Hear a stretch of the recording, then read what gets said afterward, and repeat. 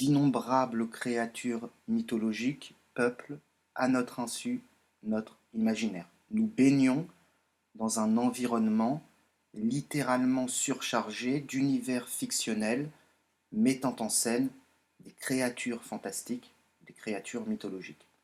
Dans cet audio, nous nous intéresserons uniquement aux créatures fantastiques mythologiques produites par l'industrie du divertissement.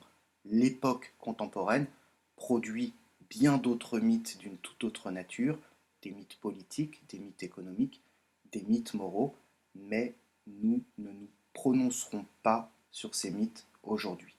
L'objectif de cet audio n'est pas non plus d'étudier toutes les créatures mythologiques produites par l'industrie du divertissement, ce qui serait incroyablement fastidieux, sinon impossible, et qui s'apparenterait à un travail d'énumération analytique autistique sans aucune utilité. L'objectif est de comprendre, au-delà de la multiplicité apparente des formes que peuvent revêtir ces créatures, ce qu'elles disent de nous, de nos fantasmes, de nos peurs, de nos névroses, de notre psyché. Et puisque ce sont des créatures mythologiques, j'insiste là-dessus, nous devons nous demander quels mythes servent-elles et dans quelle structure mythologique s'inscrivent-elles. Alors pour tenter de répondre à cette question, je vous propose d'étudier 4 grandes catégories de créatures fantastiques mythologiques omniprésentes dans notre univers mental, des créatures que l'on retrouve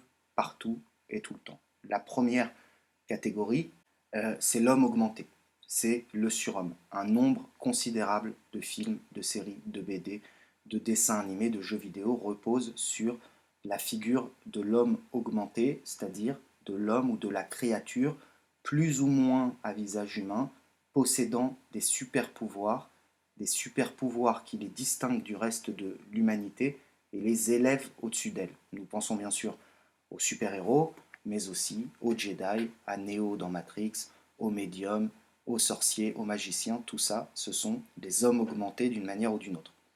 La deuxième catégorie de créatures que nous allons étudier, tout aussi commune que les hommes augmentés, sont des créatures façonnées par la main de l'homme, des créatures organiques ou robotiques, conçues au départ pour servir l'homme, conçues pour être asservies, conçues pour être des esclaves, et qui vont parvenir contre toute attente à accéder à la conscience pour ensuite se révolter contre leur créateur. C'est le mythe très ancien de la créature qui échappe à son créateur, mais qui va, dans le contexte contemporain, avoir un sens et une fonction tout à fait particuliers.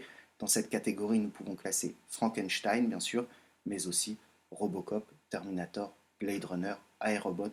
La liste est interminable.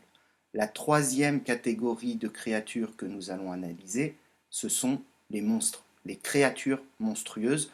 Notre quotidien regorge de créatures monstrueuses. Impossible encore une fois d'en dresser une liste exhaustive, mais 3 d'entre elles me sont apparues comme particulièrement déterminantes, éclairantes, décisives. Ce sont les zombies, les loups-garous et les vampires. Et enfin, la dernière catégorie de créatures, c'est une créature qui constitue une catégorie à elle toute seule, c'est le diable et ses infinités de variantes, les démons, les créatures malignes, les entités maléfiques et tout ce que vous voudrez d'approchant. Quand on regroupe ces 4 catégories de créatures fantastiques, mythologiques, on se rend compte que l'une au moins d'entre elles est présente dans toutes les œuvres de science-fiction ou d'horreur dont nous sommes abreuvés en permanence. Nous n'aurions pas assez d'une vie entière pour consommer ce que l'industrie de l'entertainment produit ne serait-ce qu'en un an sur ces thèmes. C'est absolument sans fin. Alors, première objection que vous pourriez me faire, et à juste titre, c'est que parmi toutes les créatures que je viens de citer, certaines, voire toutes, ne sont en rien spécifiquement contemporaines. Les dieux de l'Olympe ou les héros d'antan ou les prophètes pouvaient s'apparenter à la figure de l'homme augmenté. La créature qui échappe à son créateur n'est pas nouvelle non plus. Le golem, par exemple, qu'on retrouve dans la mythologie juive, est déjà une créature qui échappe à son créateur.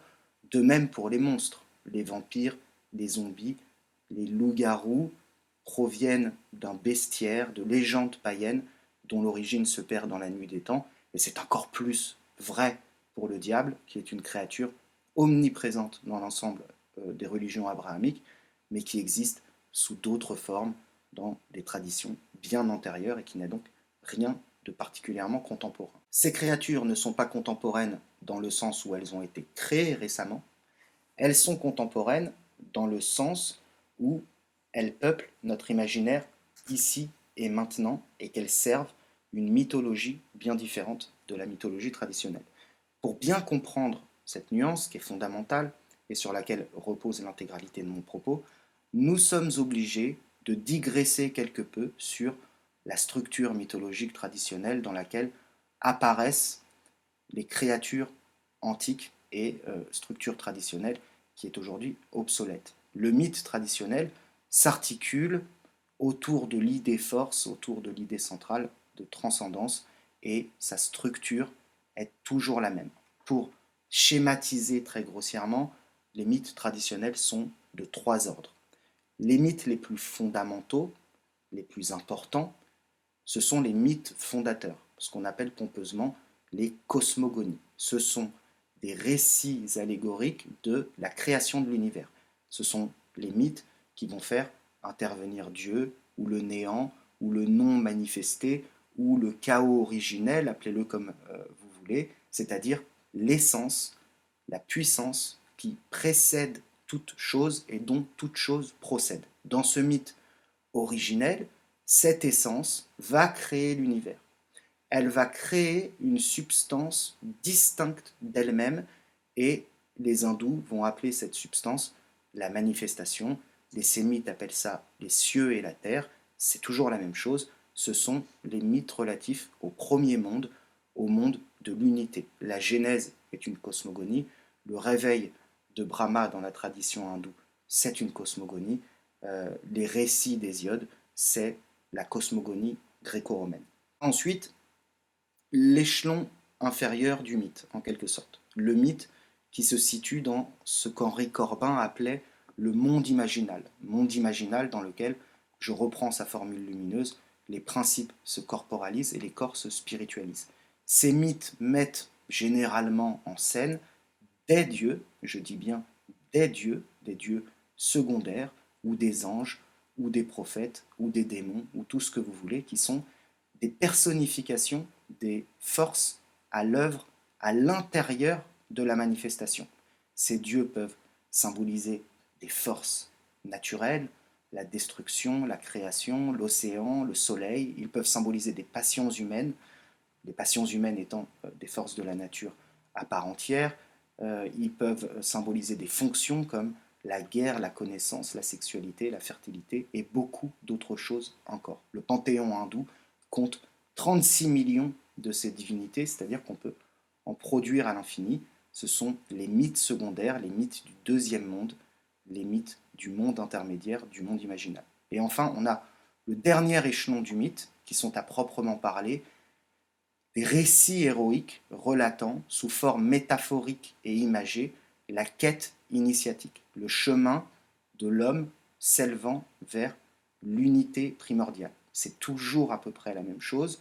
On a au départ un personnage guidé par ses passions, guidé par son âme basse, qui, à la faveur d'un événement quelconque, va se lancer dans une quête au cours de laquelle il transcendra son soi animal pour accéder au monde imaginal, au monde symbolique, ce qui lui permettra dans un premier temps de sauver son âme, de sauver son âme haute, et qui transcendra ensuite la dualité propre à la manifestation en retrouvant l'unité primordiale et en se fondant dans celle-ci, accédant ainsi à la délivrance. Et cette unité primordiale, c'est le Graal, c'est l'illumination, c'est le paradis, c'est le nirvana, peu importe comment on l'appelle, et c'est ce que tout homme doit rechercher. C'est le but ultime de l'existence. Si vous voulez, le premier monde, c'est Dieu qui est au centre du mythe primaire, des cosmogonies. C'est la manifestation qui est au sens des mythes, qui est au centre des mythes secondaires, et c'est l'homme qui est au centre des mythes tertiaires. C'est hyper schématique, mais c'est toujours comme ça. Et dans cette structure mythologique classique, traditionnelle, antique, les créatures mythologiques sont les symboles, les personnifications de toutes ces forces contre lesquelles le héros devra combattre ou qu'il devra dompter ou avec lesquelles il devra collaborer pour retrouver l'unité primordiale. Certaines de ces créatures sont des personnifications de forces qui agissent en lui-même, son âme haute, son âme basse, et certaines de ces personnifications sont des forces qui agissent en dehors de lui-même, des forces à l'œuvre dans l'univers qu'il devra comprendre et transcender. Sur son chemin, il trouvera donc des demi-dieux impitoyables ou bienveillants, des dragons, des fées, des elfes, des sirènes, des golems, des anges, des démons et tout ce que vous voudrez. La créature traditionnelle s'épanouit dans les interstices qui séparent l'homme de la perdition et de l'unité divine. Elle apparaît sur le chemin qui nous mène à la damnation ou à la délivrance. Une créature qui s'inscrit dans ce contexte est une créature mythologique traditionnelle, quelle que soit sa forme ou sa dénomination. Sa forme est secondaire. Une créature qui ne s'inscrit pas dans ce contexte, une créature dont l'origine et la fonction est autre, puisque jusqu'à il y a peu ce contexte universel, on le retrouvait partout et tout le temps. Donc si la créature ne s'inscrit pas dans ce contexte, c'est une créature mythologique contemporaine par définition, quelle que soit sa forme. Sa forme est encore une fois secondaire. Tant et si bien que vous pouvez avoir des créatures identiques dans leur forme, dans leur substance, à des créatures traditionnelles, mais qui sont complètement différentes dans leur essence, dans leur signification, puisqu'elles s'inscrivent dans notre contemporanéité qui n'a plus rien de traditionnel. La structure traditionnelle sur laquelle reposaient d'une manière ou d'une autre toutes les sociétés qui nous ont précédés a explosé. Le monde contemporain n'a plus de cosmogonie au sens traditionnel du terme. La question des origines, de la création de l'univers, a quitté le monde de la métaphysique, c'est-à-dire de ce qui est au-delà de la physique, pour embrasser la physique, la science. La science a confisqué ce thème à la philosophie. La question de savoir pourquoi l'univers existe, la question du sens de l'univers et du but de nos existences est devenue complètement incongrue. Elle a été tout entière aspirée par la question du comment l'univers existe. De la même manière, la science contemporaine et la religion contemporaine nient toute existence d'un monde imaginal, d'un monde intermédiaire. Et par conséquent, le mythe tertiaire qui consiste à apprendre à l'homme à s'élever vers ces mondes supérieurs a disparu aussi, ces mondes n'existant plus. La mythologie traditionnelle se retrouve vidée de son objet. De fait, on constate que les mythes antiques n'ont plus aucun écho dans la psyché collective des peuples et dans la psyché des individus. Ils n'ont plus aucune fonction dans les sociétés contemporaines. Ils n'ont plus ce que j'appelle d'ancrage populaire. Ces mythes survivent très péniblement chez quelques écrivains ou chez quelques essayistes ou quelques intellectuels au sens moderne du terme, qui déterrent parfois d'anciens mythes pour illustrer leur théorie personnelle, pour se donner un vernis de mystère et d'érudition.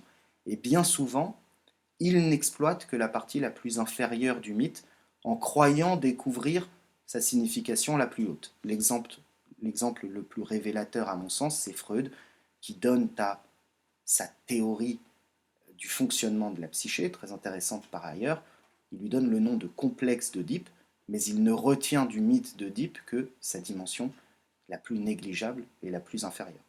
Sortons de cette longue digression et retournons à nos créatures mythologiques contemporaines.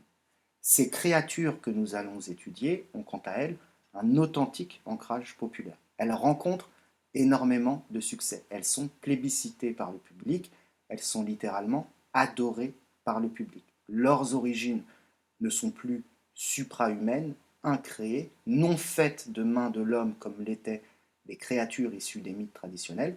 Elles sont produites par l'industrie du divertissement, elles ont une origine identifiable et identifiée, mais elles ne sont pas imposées par l'industrie du divertissement. Si le public adore ces créatures, ce n'est pas le fruit d'un complot. C'est parce que ces créatures nous interpellent, nous fascinent, disent quelque chose de nos fantasmes, de nos peurs, mais également de notre mystique et de notre mythologie à nous. Ces créatures ne sont pas populaires par hasard.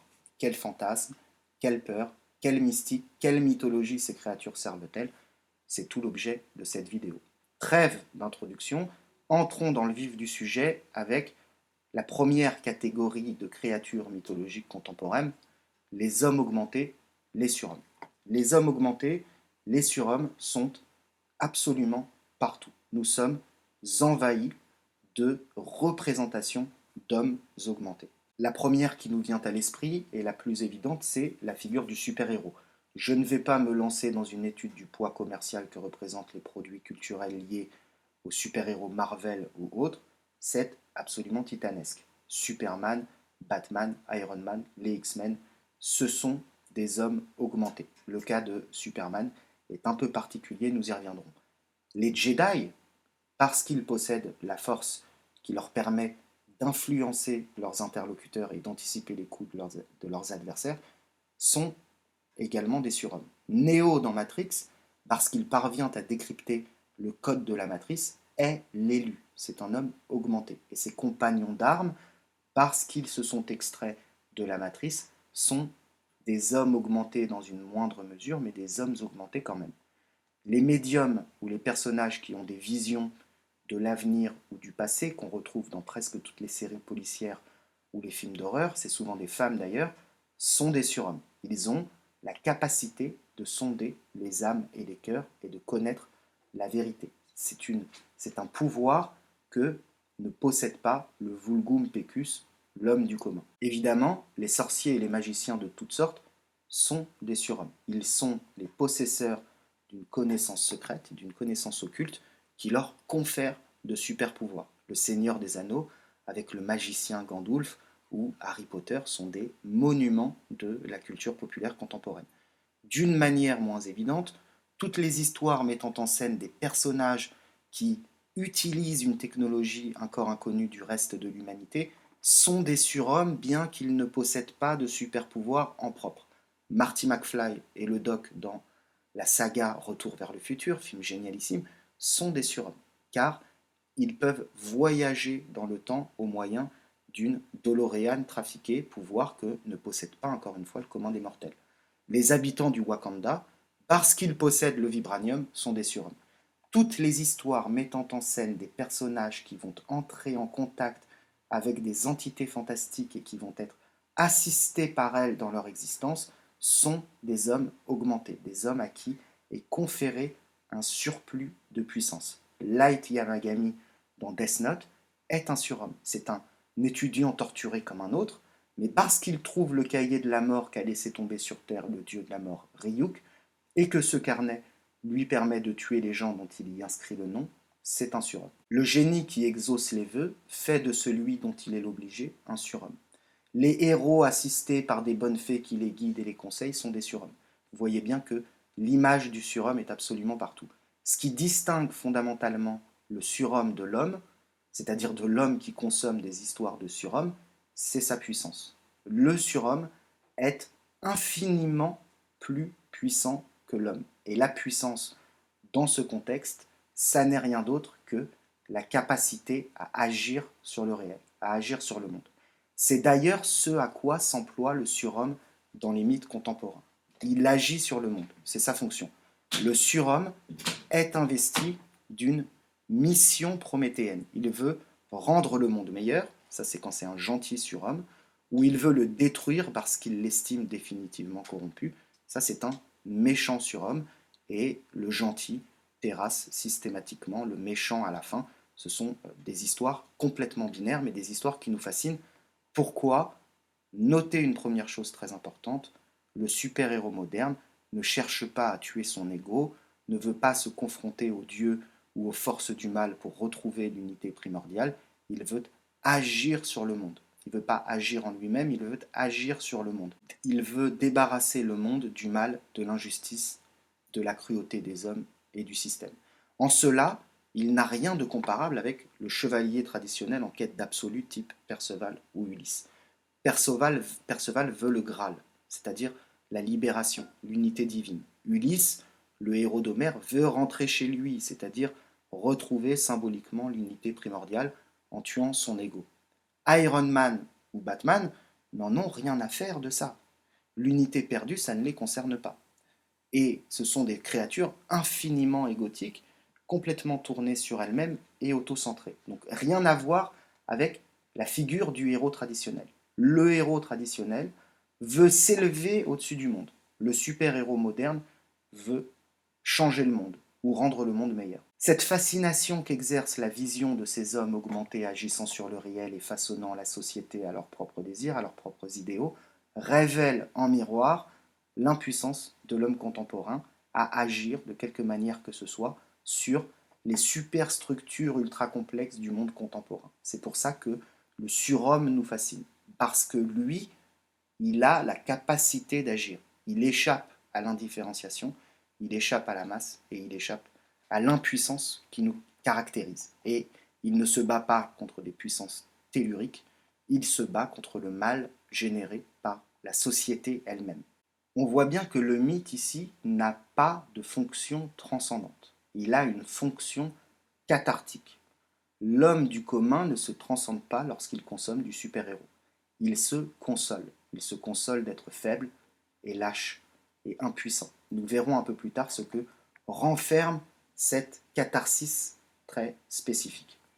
Pour illustrer cette fonction cathartique du mythe du surhomme, je vais prendre deux exemples. J'aurais pu en prendre des tonnes, mais j'ai choisi ces deux-là. Superman d'abord. Ça n'est pas mon super-héros préféré, mais c'est certainement le plus emblématique, le plus archétypal, avec son collant bleu et son slip rouge par-dessus. C'est le Übermensch nietzschéen. Le nom de Superman vient de là. Superman, à l'inverse de la plupart des super-héros, n'est pas un homme. Ses pouvoirs, il ne les tient pas d'une expérience traumatique, comme par exemple Batman qui assiste enfant au meurtre de ses parents. Ses pouvoirs, il ne les doit pas à l'apprentissage d'une connaissance occulte, comme un Jedi à qui on apprend à maîtriser la force, ou Harry Potter à qui on apprend la sorcellerie à Poudlard. Il ne les doit pas à une connaissance scientifique inconnue du reste de l'humanité, comme le roi du Wakanda, ou à une mutation génétique, comme Wolverine ou Spider-Man, dont le génome se modifie à la faveur d'une morsure infligée par une araignée mutante. Superman, lui, est né comme ça. Il n'est pas humain. Il est né sur la planète Krypton et il est le dernier survivant de sa race. Son nom de naissance, c'est Kal-El. Il est envoyé sur Terre pour être sauvé. Et ses parents adoptifs le trouvent enfant enroulé dans la cape dont il se servira plus tard pour être Superman. Donc, Superman est Superman. Superman n'est pas un costume ou un avatar pour cacher son identité véritable. Superman est lui-même lorsqu'il est Superman avec son slip rouge. Vous comprenez bien, Batman n'est pas lui-même lorsqu'il est Batman. Batman est un déguisement. Batman est lui-même lorsqu'il est Bruce Wayne. Bruce Wayne se cache derrière le personnage de Batman.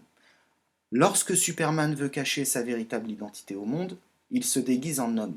C'est lorsque Superman est Clark Kent qu'il se déguise. Et qu'est-ce qui caractérise Clark Kent? Eh bien, il exerce la profession la plus détestable qui soit. Il est journaliste. C'est un tertiarisé qui obéit aux ordres d'un patron tyrannique. Il est incapable d'avouer ses sentiments à sa jeune et charmante collègue, Lois Lane, qui n'attend pourtant que ça. Il est lâche, il est maladroit, il est gauche, et il a un style de merde aussi. Voilà comment Superman a décidé de donner le change pour se cacher.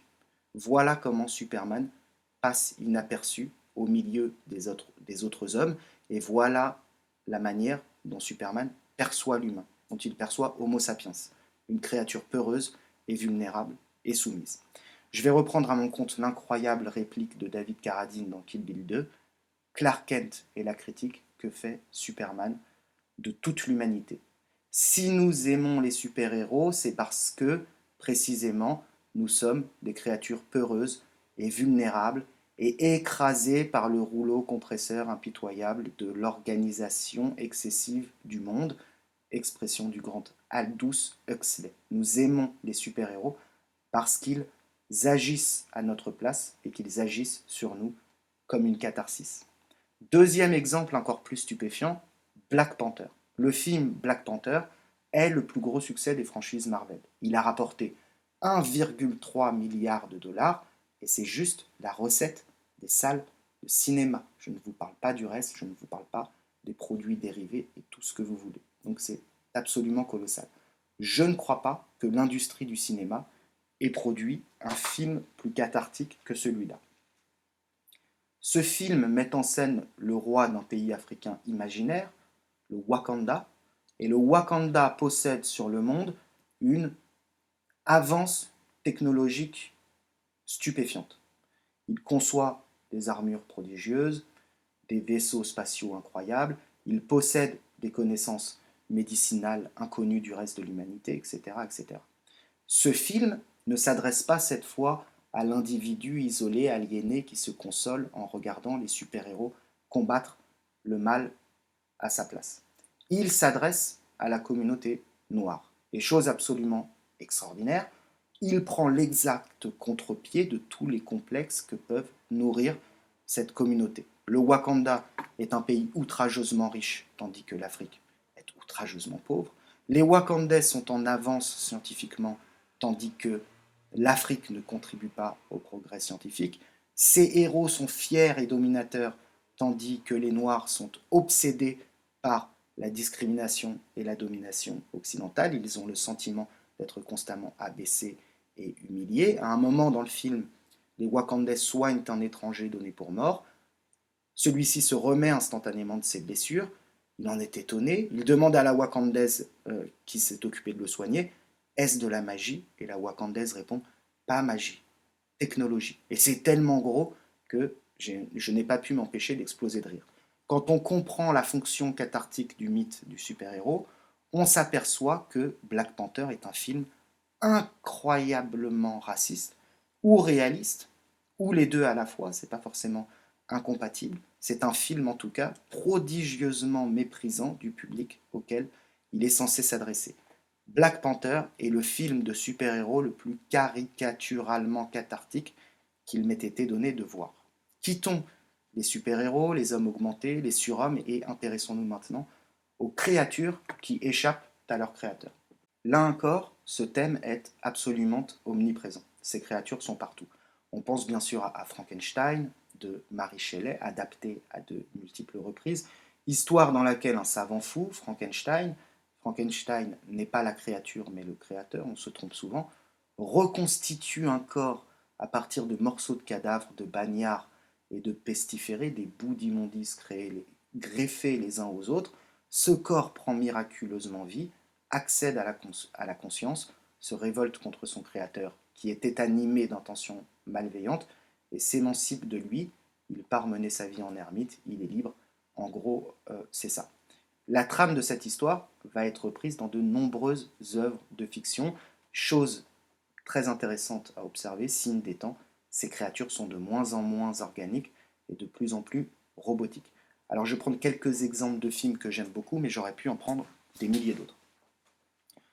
Dans Robocop, de Paul Verhoeven, le policier d'un futur dystopique gangréné par le crime, Alex Murphy, est tué en service, ou quasi tué.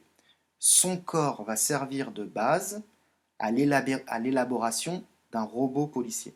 Pour ce faire, on purge la mémoire d'Alex Murphy et on lui greffe un corps cybernétique. C'est du transhumanisme avant l'heure. Ce super policier est le prototype de la police du futur que veut mettre en place l'OCP, l'Omnicartel des produits, l'organisation à l'origine du projet Robocop. Robocop est une pure création humaine. Alex Murphy n'est qu'un support biologique. Alex Murphy est transparent. Et cette création humaine n'est pas censée avoir de volonté propre. Son rôle est de remplir une fonction, faire la police dans les rues de Détroit, et c'est tout. C'est une créature dont le destin est d'obéir à ses créateurs, d'être asservi. Mais peu à peu, sa conscience va ressurgir. Son humanité va réapparaître et toute une partie du film est consacrée à Robocop qui part à la recherche de son passé.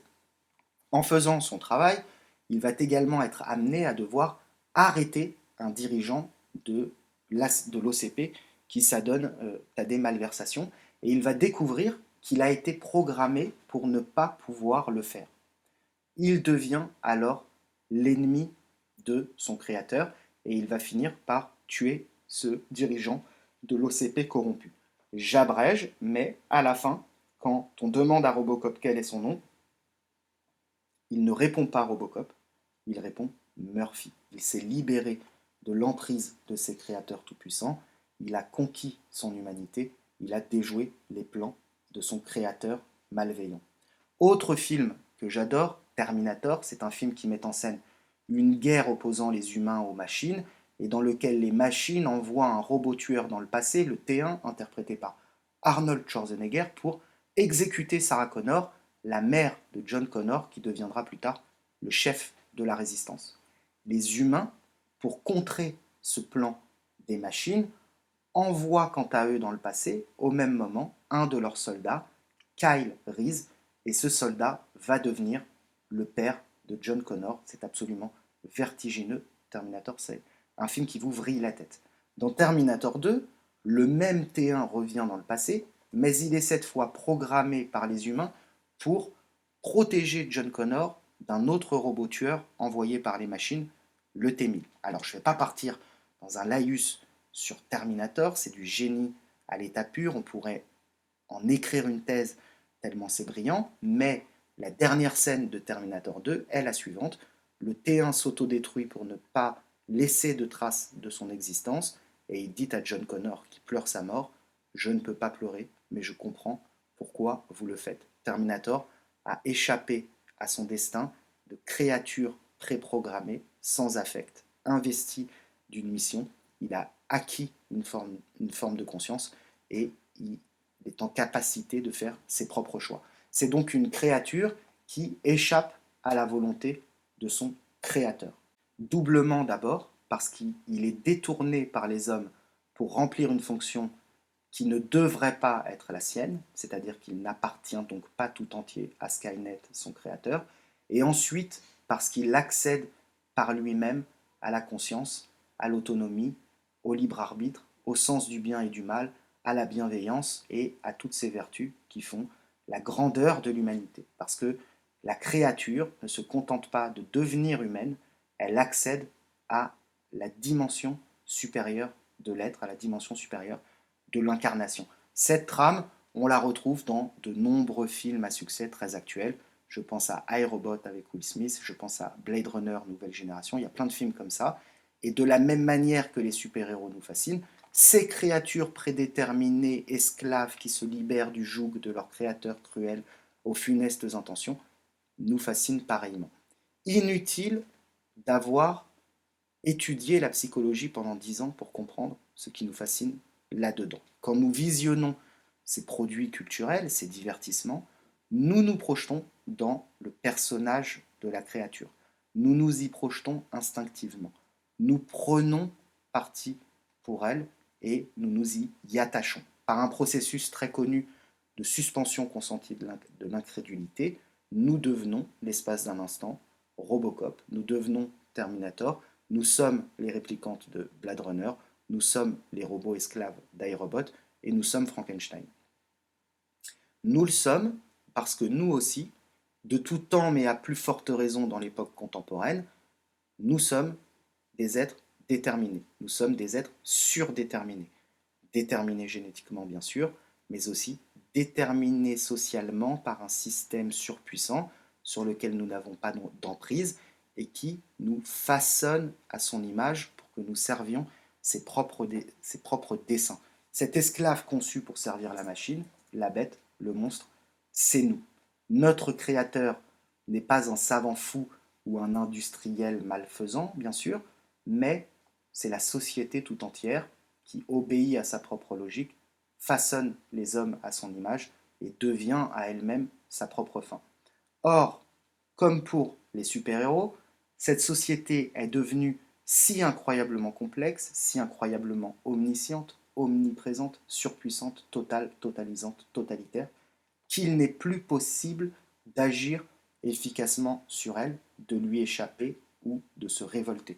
La créature qui accède à la conscience dans le mythe, c'est nous lorsque nous réalisons, consciemment ou inconsciemment, l'ampleur et l'inéluctabilité de notre programmation, de nos déterminismes sociaux surpuissants et de notre impuissance encore une fois. Chaque homme prend conscience de cela un jour ou l'autre. Mais ce qu'il ne fait pas, c'est se révolter.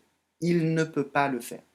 Il est trop aliéné pour cela. Ses déterminismes sont trop forts, son créateur est trop fort. Il va donc se nourrir de créatures mythologiques qui vont se révolter à sa place dans des œuvres de fiction qu'il va consommer pour se consoler de n'être qu'une chose sans volonté propre. Encore une fois ici, le mythe a une fonction cathartique. Il répond à un besoin, à une névrose, à une souffrance intérieure. Quittons l'univers des créatures qui échappent à leur créateur et intéressons-nous aux monstres. Nous allons les étudier dans un ordre bien précis parce que tous n'ont pas une fonction cathartique. Dans un souci de clarté, nous allons étudier prioritairement ceux qui remplissent cette fonction, les zombies tout d'abord. Les histoires de zombies rencontrent un succès proprement gigantesque. Nous sommes abreuvés d'histoires de zombies. Je pense à la géniale série Walking Dead, je pense à World War Z, je pense à l'excellent Je suis une légende avec Will Smith, et ça n'en finit jamais. Les histoires de zombies nous fascinent, c'est un fait absolument indiscutable.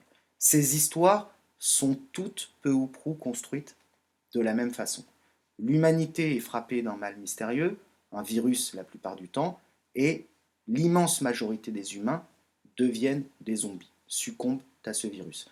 Le monde grouille de zombies qui cherchent à se nourrir de la chair des humains, un corps humain, des survivants qui deviendront eux-mêmes des zombies s'ils se font mordre. Les films de zombies mettent systématiquement en scène le combat des survivants pour échapper aux zombies et rester humains. Ce sont des scénarios incroyablement simples. Qu'est-ce qui caractérise les zombies? Le zombie est un mort-vivant qui déambule inlassablement. Inlassablement, c'est ça qui est très important. Et il est à la recherche de chair vivante. Individuellement, le zombie est particulièrement stupide. Il obéit à des stimuli basiques, le bruit, l'odeur, la vue. Il ne développe pas de stratégie quelconque. Il est dépossédé de tout ce qui faisait son humanité et il avance avec un seul objectif, mordre les vivants. C'est tout. Pris isolément, le zombie n'est pas si dangereux en réalité. Il ne sait pas se battre, il ne tend pas de piège, on peut le tuer relativement facilement. Ce qui fait la force du zombie, c'est le nombre. Les zombies sont nombreux et ils n'abandonnent jamais. C'est par leur omniprésence et leur détermination sans faille, leur infatigabilité, que les zombies représentent un danger pour les survivants. Vous pouvez tuer un zombie n'importe quand.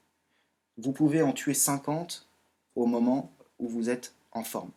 Mais vous ne pouvez pas tuer des millions de zombies qui vous assaillent à chaque instant. Il y en a forcément un qui, à un moment, réussira à vous niquer. Il faut bien comprendre que dans les films de zombies, le monde appartient aux zombies. Les survivants n'ont pas d'autre option que de survivre au jour le jour au prix d'épreuves impitoyables pour tenter de conserver leur humanité face à cette masse grouillante et infatigable et terrifiante qui leur veut du mal et qui est partout.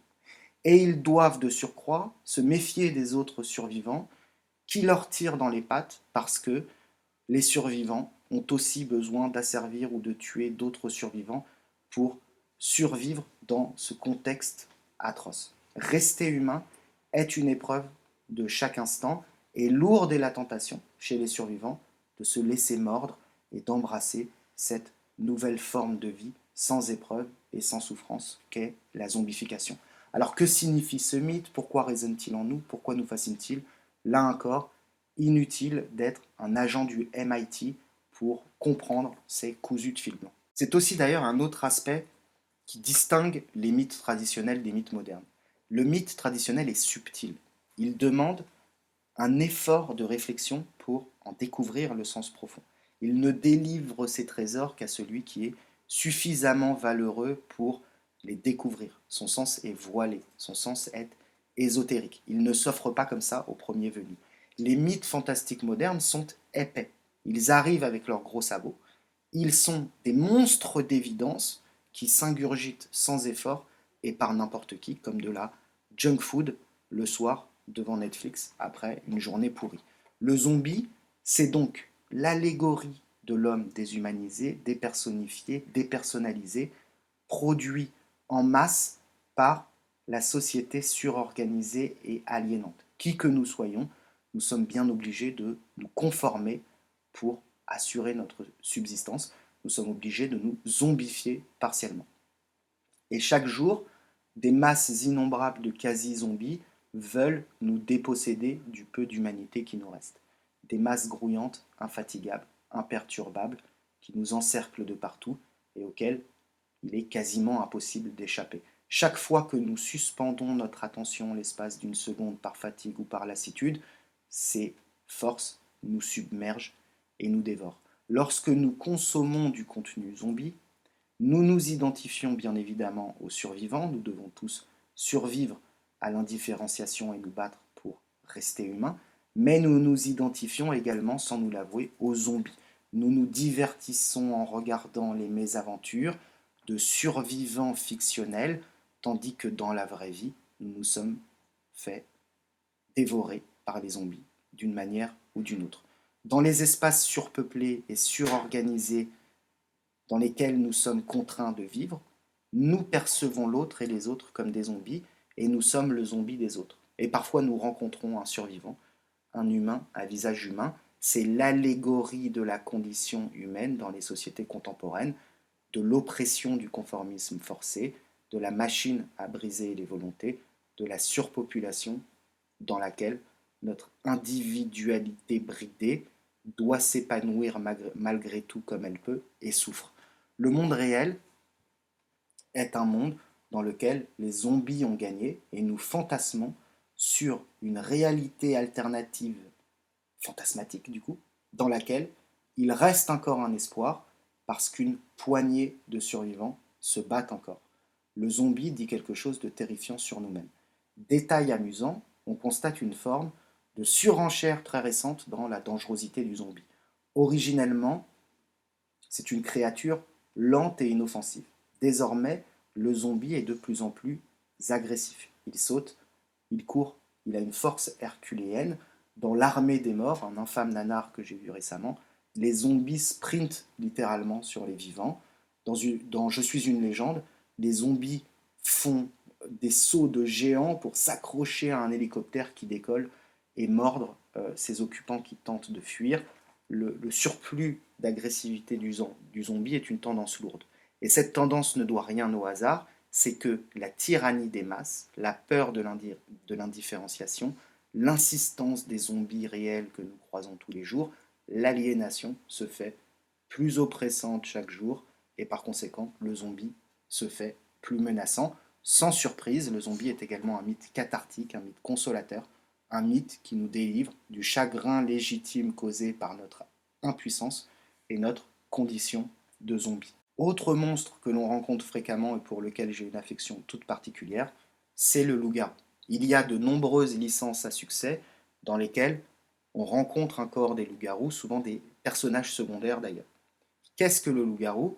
C'est très simple, c'est un humain qui, parce qu'il a été mordu précédemment par un autre loup-garou et a survécu à cette attaque, se transforme les soirs de pleine lune en loup et commet des meurtres bestiaux. Un animal sanguinaire qui laisse parler son instinct de mort sans faire de distinction. Il tue tous ceux qui ont le malheur de croiser sa route. La symbolique n'est que trop évidente. L'allégorie est encore une fois grossière. Le loup-garou est la catharsis de l'homme hyper civilisé, de l'homme englué dans des superstructures hyper contraignantes qui vont générer un nombre incommensurable de règles et de tabous. Les psychanalystes parleraient de surmoi, les sociétés modernes développent des surmois hypertrophiés et donc des névroses hypertrophiées qui ne laissent plus aucune place à l'expression de l'individualité et de l'animalité qui est en l'homme. L'individualité, c'est ce que les psychanalystes appellent le moi, l'animalité, c'est le ça, surmoi, moi et ça sont les instances de la psyché. L'homme n'est pas à proprement parler un être de nature. L'homme a une culture et il plie la nature à sa volonté. Réduire l'homme à sa nature, c'est le dénaturer car c'est un être surnaturel par essence. Toutefois, il possède une animalité. Et cette animalité est contrariée. Le loup-garou est le symptôme de cette animalité contrariée, sa résultante. Il nous console de ce surmoi hypertrophié générateur de névrose. Le loup-garou nous reconnecte à la nature animale de l'homme, à son ça. D'ailleurs, le loup-garou apparaît les jours de pleine lune, et le cycle de la lune, c'est l'archétype du cycle naturel dont nous sommes tous dépossédés dans des environnements ultra artificialisés, dans les environnements ultra artificialisés dans lesquels nous vivons. Et la morsure du loup-garou qu'il a lui-même subie, c'est cette animalité qui s'est manifestée à lui et qu'il ne peut désormais plus ignorer.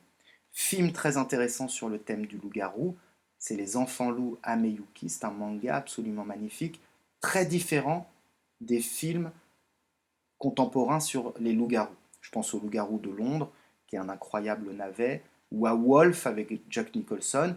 Ces films vont mettre en scène un loup-garou incontrôlable, ultra violent, sévissant dans des zones ultra urbanisées. La base. Les Enfants Loups insistent quant à lui sur la dimension poétique du mythe et son aspect positif. Il narre les aventures d'une famille de loups-garous qui vit loin du monde et qui vit en paix avec son animalité. C'est un film qui rappelle qu'il est bon de se reconnecter à l'autre et de se réconcilier avec le loup qui dort en nous-mêmes. C'est un film très beau à montrer à vos enfants. Nous allons quitter maintenant l'univers des créatures cathartiques pour nous intéresser à des créatures dont la fonction est tout autre, un monstre encore, le vampire, et une créature à part, le diable. Et puisque nous sommes dans les monstres, nous allons commencer par le vampire. Vampire, encore une fois, omniprésent dans le divertissement actuel. Vampire dont on retrouve la trace au fond des âges, mais dont la signification est toute particulière et toute différente dans le contexte contemporain. Alors qu'est-ce que le vampire? C'est une créature qui fut autrefois un simple mortel et qui, à la faveur d'une morsure d'un autre vampire, est devenue vampire elle-même. Il pourrait ressembler aux zombies, parce que c'est une forme de mort-vivant également, mais il s'en différencie par sa nature aristocratique, par son intelligence supérieure, par sa subtilité, par sa conscience. Le zombie, c'est le mort-vivant infrahumain, le vampire, c'est le mort-vivant suprahumain. C'est un mort-vivant conscient.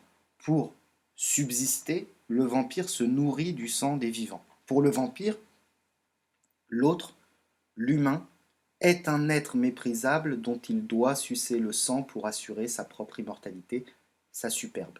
Il n'a pas de considération pour l'autre, il n'a pas d'empathie. L'autre est un objet qu'utilise le vampire pour réaliser son propre dessein. C'est une matière dont il se nourrit et qu'il tue, ou qu'il transforme en vampire à son tour, ce qui revient à peu près au même. Le seul moyen de survivre à la morsure d'un vampire est de devenir soi-même un vampire. Nous sommes entourés de vampires, pas seulement dans les fictions que nous consommons, mais dans nos vies. Le vampire représente symboliquement, allégoriquement, tous les êtres qui se nourrissent de notre énergie vitale pour survivre, pour exister, pour prospérer, pour jouir. C'est tellement vrai qu'on parle en psychiatrie de vampirisme pour qualifier ce type de comportement. Le pervers est un vampire parce qu'il chosifie l'autre en conscience et le vide de son énergie vitale. Le psychopathe est également un vampire. Il ne chosifie pas l'autre en conscience, il n'a même pas conscience que l'autre est un autre, il n'a pas accès à l'empathie, mais il le vide de son énergie vitale quand même. La différence entre un pervers et un psychopathe, c'est que le pervers jouit de vous pousser au suicide et que le psychopathe, lui, vous tue directement et s'en fout. Le prédateur économique est également un vampire. En voulant s'accaparer trop de richesses par n'importe quel moyen pour son propre plaisir, il vampirise l'humanité. L'égocentrique, celui qui croit être le centre du monde et se sent par conséquent autorisé à emmerder les autres, est un vampire. Le petit chef prêt à tout pour monter dans la hiérarchie et toujours prompt à faire appliquer les décisions managériales les plus absurdes ou à rapporter à la hiérarchie vos moindres errements, c'est un vampire. Le parasite, le squatteur, le pique-assiette qui vit au crochet des autres, c'est un vampire. Nous sommes entourés d'une multitude d'espèces de vampires et d'une certaine manière, nous le sommes tous un peu aussi. C'est là que le mythe contemporain du vampire est intéressant. Dans la représentation classique du vampire, il est hideux et il possède de nombreuses caractéristiques étranges qui le distinguent du reste de l'humanité. On perçoit immédiatement que c'est un être qu'il faut fuir si l'on ne veut pas avoir de problème. C'est écrit sur son visage. Quelque part, celui qui se fait sucer son sang par un vampire l'a un peu cherché. Le meilleur exemple, et peut-être l'ultime représentation du vampire dans son acception traditionnelle, c'est le film Nosferatu qui date de 1922. Dans ce film, l'apparence de Nosferatu est absolument dégoûtante. C'est un des personnages les plus effrayants de toute l'histoire du cinéma.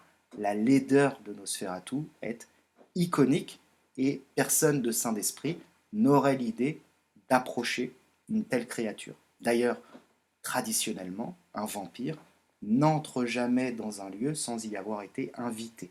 Pour que la malveillance du vampire puisse se réaliser, se concrétiser, la victime doit avoir joué un rôle actif dans son malheur. Le vampire ne supporte pas l'ail, il ne supporte pas la lumière, il ne supporte pas la vue d'un crucifix, il dort dans un cercueil, il respire la mort. Cette représentation classique du vampire est désormais totalement obsolète. Les vampires sont aujourd'hui superbes et sont de moins en moins différenciables du commun des mortels. Deux exemples frappants. Les films Twilight. D'accord, ce sont des bouses intersidérales, mais la question n'est pas là.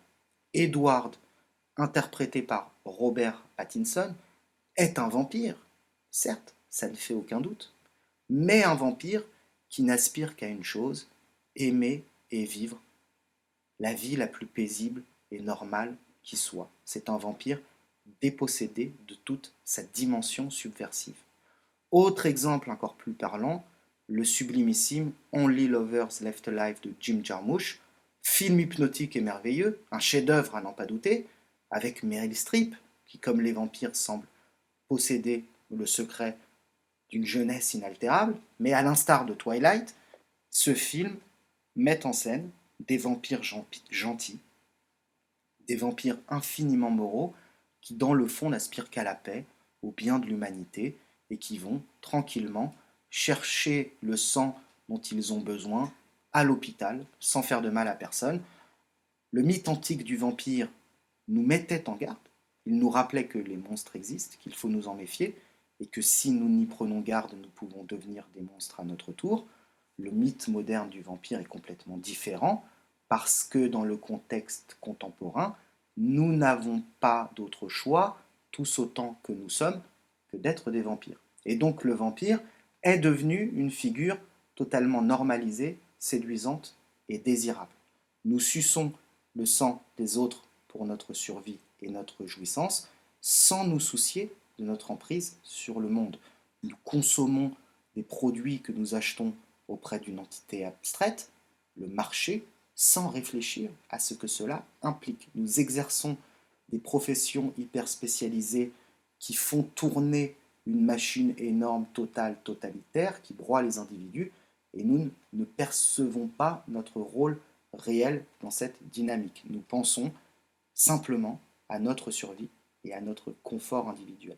Et nous en souffrons nécessairement.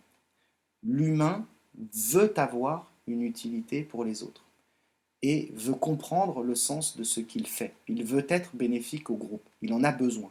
Il n'aspire pas à être le psychopathe prosocial auquel la société veut le réduire.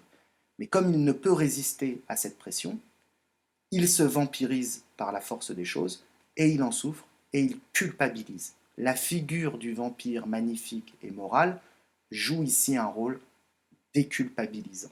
Il offre au vampire du quotidien un modèle désirable et valorisant. Ce qui nous amène à la dernière catégorie de créatures que nous allons étudier, le diable et toutes ses variantes possibles et imaginables, les démons, les entités maléfiques, et en particulier les fictions dans lesquelles les personnages passent un pacte avec ces entités maléfiques, vendent leur âme dans le but d'obtenir des gratifications matérielles immédiates. La richesse, le succès, la jeunesse éternelle, le pouvoir, ou parfois plus prosaïquement, plus modestement, afin de s'extraire d'une situation inextricable, d'un grand péril, de la mort, du malheur, de la disgrâce. Ce thème est lui aussi omniprésent. Il n'a rien de nouveau, mais il rencontre un succès considérable auprès du public actuel, ce qui est complètement paradoxal puisque les sociétés contemporaines ne reconnaissent pas l'existence du diable et reconnaissent encore moins l'existence de l'âme.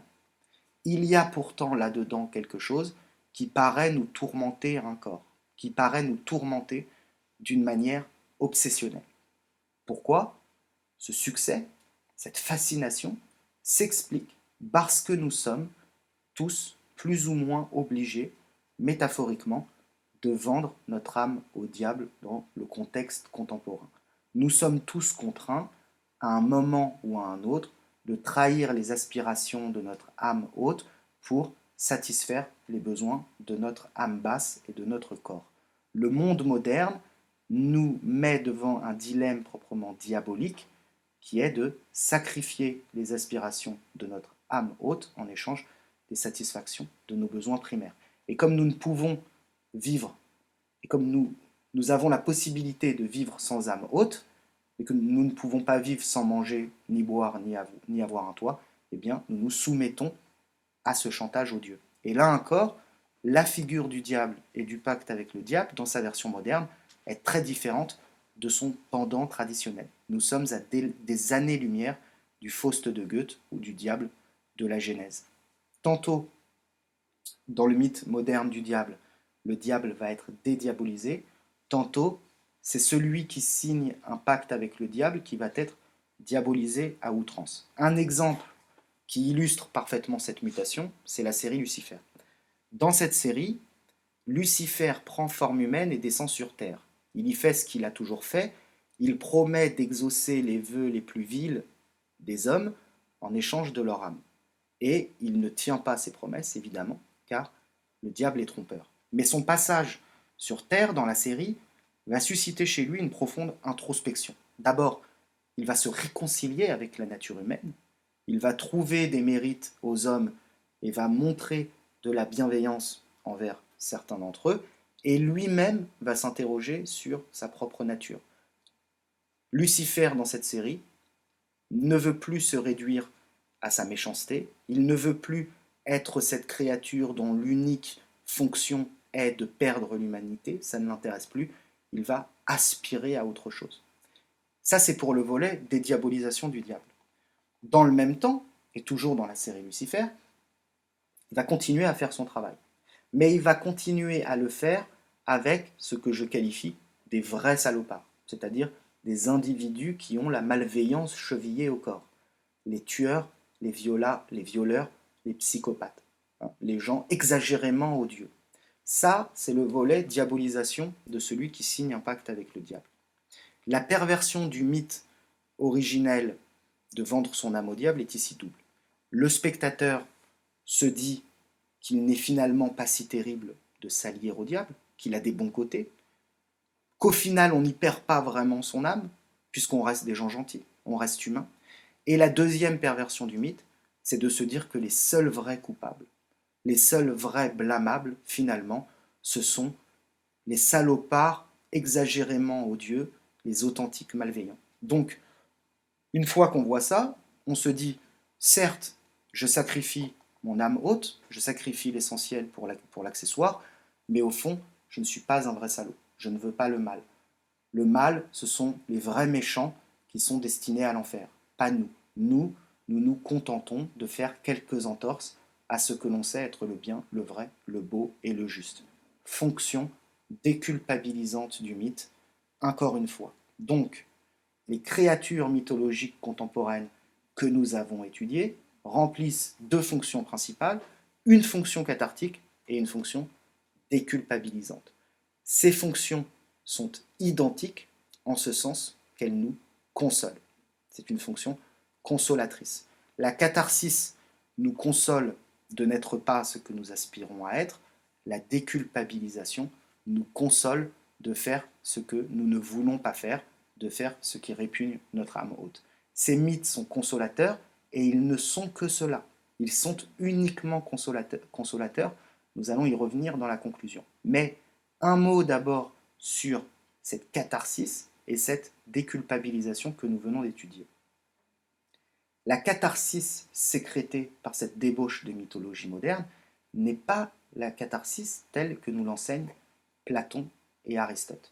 La catharsis classique a une fonction bénéfique d'un point de vue psychologique et social.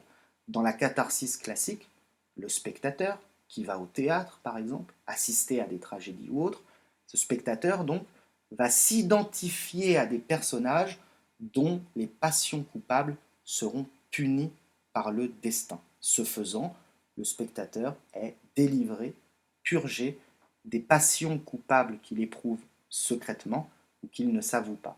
C'est bénéfique pour l'individu, c'est bénéfique pour la société.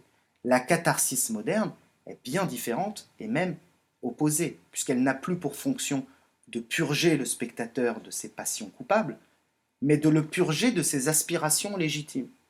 Ce dont le spectateur fait le deuil, ce n'est pas des tourments de son âme basse, mais c'est de son besoin légitime d'agir sur le monde, de son besoin d'avoir une fonction dans l'univers et de son besoin de s'élever spirituellement. Idem pour la dimension déculpabilisatrice du mythe contemporain. De nombreux mythes traditionnels nous rappelaient la nécessité de déculpabiliser quant à la misère de notre incarnation, quant aux misères de notre nature, et ils nous invitaient à nous pardonner nous-mêmes dans un premier temps et à transcender cette nature parfois méprisable. Désormais, le mythe nous invite à déculpabiliser de comportements pour lesquels nous devrions au contraire nourrir de la culpabilité. Nécessairement, nous devrions nourrir de la culpabilité afin de conserver notre humanité. Donc la déculpabilisation que nous propose le mythe moderne est une déculpabilisation déplacée, malsaine, qui a pour objectif de faire de nous des êtres irresponsables et insensibles et amoraux et déconnectés du grand tout auquel nous appartenons. Les créatures mythologiques contemporaines nous consolent de tout ça.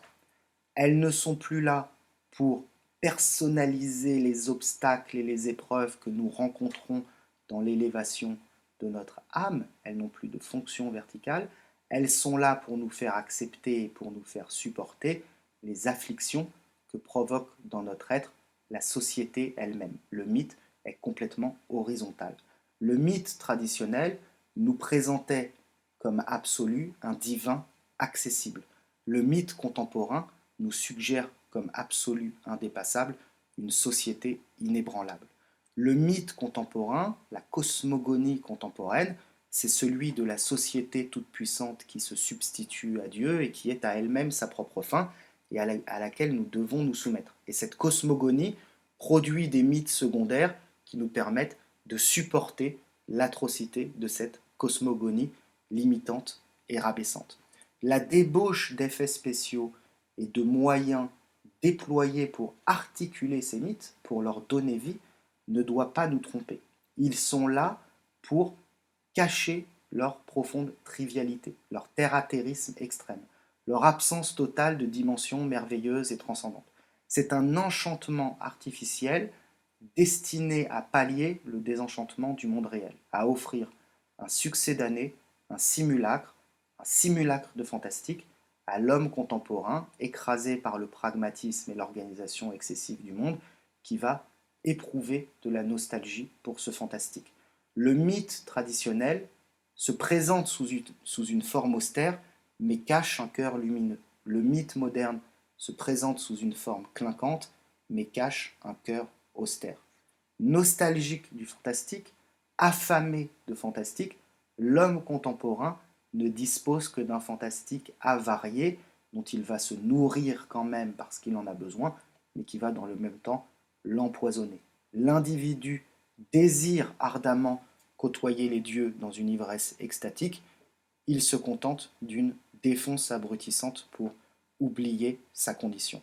Les créatures mythologiques contemporaines n'existent que pour une seule raison, ils sont un outil de contrôle social, d'ingénierie sociale. Elles servent à supporter la vacuité de nos existences et le cloaque comportemental qui est devenu notre cadre de vie. C'est un outil de gestion du cloaque comportemental et de perpétuation du cloaque comportemental. Elles servent à combler nos existences vides de sens et d'héroïsme et de grandeur et de dignité.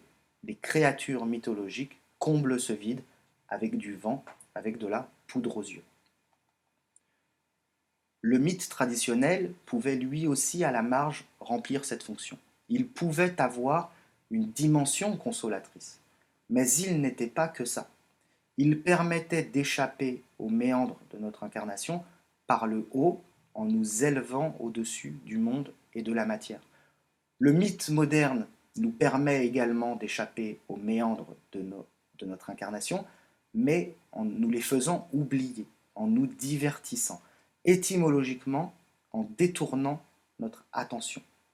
Il le fait en nous amusant, étymologiquement en nous rendant bêtes. S'amuser, c'est devenir bête. Mais il ne propose aucune échappatoire, sinon l'illusion éphémère de s'extraire de sa condition. Ça n'est pas pour rien que ces mythes sont créés par l'industrie du divertissement et pas par des sages, pas par la caste sacerdotale. Dans le mythe traditionnel, nous échappons à la misère de la condition humaine en nous élevant au-dessus d'elle. Dans le mythe contemporain, nous échappons à la misère de la condition humaine en nous détournant, en tentant de l'oublier. Le mythe traditionnel est une invitation à la délivrance. Le mythe moderne est une injonction à la résignation. Le mythe traditionnel est sublimation. Le mythe contemporain est autodomestication. Le mythe traditionnel est une échelle qui vous permet d'accéder à l'au-delà. Le mythe moderne est une béquille qui vous permet de ne pas vous effondrer. Je vais citer un aphorisme lumineux de mon ami Pierre-Yves Lenoble au sujet des mythes traditionnels. Le mythe est une histoire qui endort les enfants et réveille les adultes. Le mythe contemporain, c'est tout le contraire. Ça excite les enfants, ça les rend dingues et ça anesthésie les adultes. Pour conclure, parce que l'audio est assez long comme ça, mais il aurait pu l'être bien plus, il faut comprendre que les mythes contemporains ne sont pas à jeter à la poubelle. Loin de là. Ils sont très puissants, ils sont à l'origine de chefs-d'œuvre incontestables, ils sont utiles, ils sont révélateurs, ils sont éclairants et ils nous font du bien. Mon objectif n'est pas de les dénigrer. J'en consomme abondamment et j'aime ça. Mais il faut savoir mettre chaque chose à sa place et chaque place à sa chose. Il faut savoir hiérarchiser. Le fantastique contemporain a une fonction très inférieure et ne doit en aucun cas être sacralisé. Il ne doit pas nous occuper outre mesure. Il ne doit pas être confondu avec les mythes anciens. Il ne se substitue pas à eux et il ne remplit pas la même fonction. Il est possible d'accéder au salut de l'âme et à la délivrance par l'étude des mythes anciens. C'est en revanche strictement impossible s'agissant des mythes contemporains. Les adultes adorateurs de la guerre des étoiles ou de Dragon Ball Z sont des gens complètement perdus, enfermés dans une illusion consolatrice. Ce sont des rêveurs qui passent à côté du sens de la vie et de la beauté de la vie. Et ce ne sont pas de grands enfants comme on aime à les appeler, parce que c'est merveilleux de savoir rester enfant. Ce sont des adultes immatures et pathétiques. L'entertainment moderne, très plaisant, très intelligent, est néanmoins très inférieur et très grossier, et il doit le rester. Le vrai fantastique, le vrai merveilleux, la vraie magie, le vrai rêve, le vrai échappatoire est ailleurs, et il est toujours à la portée de celui qui le cherche sincèrement.